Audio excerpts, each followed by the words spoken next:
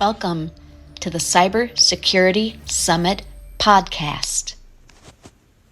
Well, I am super excited, Eileen Manning, Cybersecurity Summit, to be here today with Jerrod Montoya.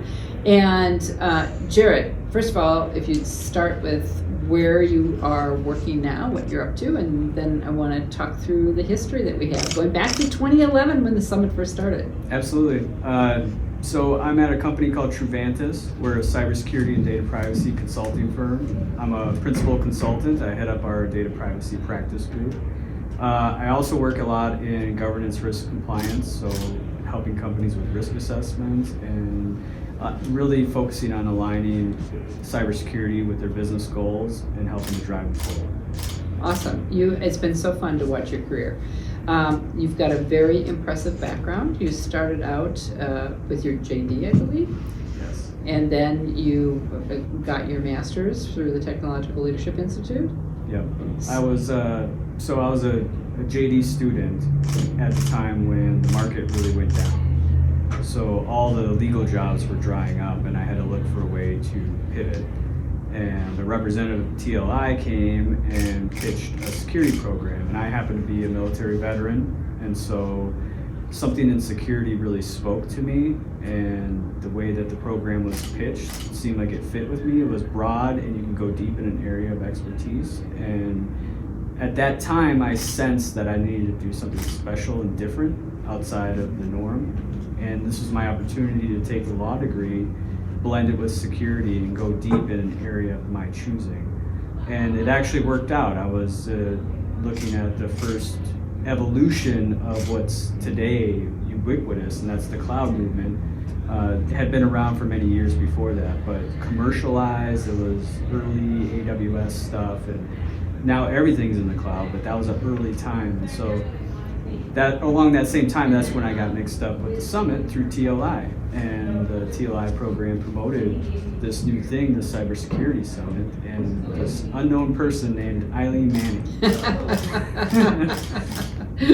Well, I was going back through photos from that very first summit when it was a one-day program and we had about 150 people gathered, and it's grown now to 3 full days with people coming from 27 countries, and it goes.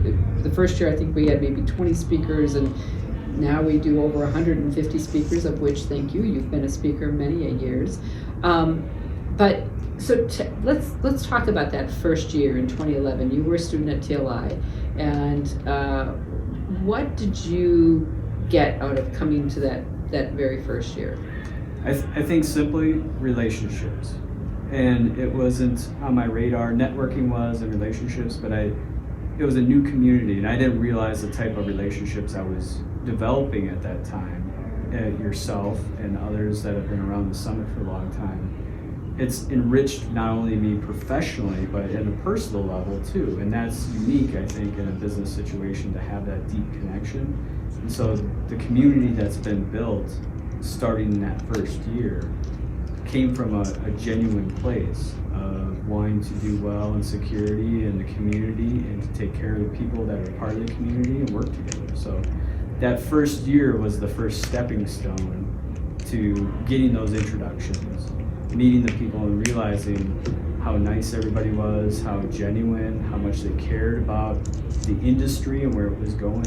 And it's just evolved from there. So you've been doing this now, just like us. You've been coming every year since 2011. So over the course of those 14 years, you've changed companies, but you've stayed with the summit, you've stayed with the network.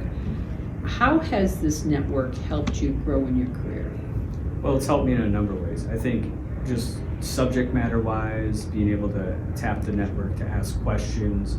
When I was president of InfraGuard, it was a network to bring in people to help out with programming or to connect with resources when somebody needed help. The summit was the central point that I could go to in the community to connect different people, and that's what I think was recognized when the Visionary Leadership Awards came along, of course. But even beyond that, in my professional career, there was opportunities for us to connect together and serve our mutual interests. And that was bringing international folks over from different countries. I think we had 5 or 6 different countries represented, and I was able to bring them to my office at the time when I was working on the front line. And that was a great way for me to demonstrate the commitment to my company, but also a great way to help out the summit and give them a place to come and enjoy and have that meeting. So we helped out the government because that was a government-sponsored program that they needed to bring people over and help them understand how they could build a network in their own country. And there's been other times where there was a delegation internationally, and I was asked to go on behalf of the summit and as a representative of InfraGard and speak to them just about cybersecurity and what we're doing in Minnesota. And so those types of opportunities really come from this relationship that we have and growing together. And then of course the people are also really important. And as I move today, just understanding the different perspectives has really enriched how my worldview is in the cybersecurity space and how I help other companies today. Well, that's a really good point, because you mentioned your former military background, you've got industry background, you've got you're president of InfraGard, so we've got government, we've got military, we've got a whole broad group. It's not just one silo that we have that we pulled together for the summit. Correct. And that's one of the unique aspects of this, is it really is a summit. It brings together a lot of different areas, and since its birth, it's been focused on critical infrastructure. Right. And All critical 16. infrastructure protection. Yep. And that's a broad statement, and I think it's grown over time, even though there's 16 of them, that there's a lot that fits within those categories. And infrastructure is well represented here at the summit, and it's represented at a senior level. Right. Which is really important. And then the senior level also brings along their mid-tier and their newer folks to get enriched by the programming that we have going on. Yeah. Well, it's been a pleasure to have you, and it's been so wonderful to watch you advance in your career, and I'm so proud of you and all the things you've taken on. And I mean, having been president of InfraGard, having worked at all the different organizations you've worked at, and how you've helped. And every time I've picked up the phone and called you, you've answered, and been there to help make an introduction to somebody else and help build our network. So.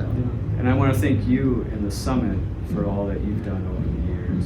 And I think to be the person that I am today, I think it is a large part about being a part of this summit. So I really want to thank you for that, and it's been a pleasure. Well, thank you, Jerrod. Thank you. Thanks for joining us today at the Cybersecurity Summit podcast. See you next week.